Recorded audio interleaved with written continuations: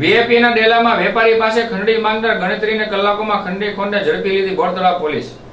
ભાવનગર શહેરના વેપારી કેન્દ્ર એવા શહેરના વીઆઈપીના ડેલામાં અલંગના સ્ક્રેપની વ્યવસ્થા કરતા વેપારી યકીનભાઈ યાકુબભાઈ કલુડી તેમની વીઆઈપી ખાતે આવેલ ઓફિસ પર બેઠા હતા। તે દરમિયાન ઝુબેર પઠાણ નામના ઈસમ તેમની ઓફિસમાં આવી યકીનભાઈ પાસે પૈસાની માંગણી કરી હતી। જો પૈસા નહીં આપે તો જાનથી મારી નાખવાની પણ ધમકીઓ આપી હતી। ખંડણી માટે ધાક ધમકીઓ મળતા વેપારીઓ તુરંત ભાવનગર બોરતળાવ પોલીસ મથકે ફરિયાદ આપતા પોલીસે ખંડણી માંગનાર ખંડણીખોર ઝુબેર પઠાણની ગણતરીની કલાકોમાં ધરપકડ કરી જેલના સળિયા પાછળ ધકેલી દીધો હતો।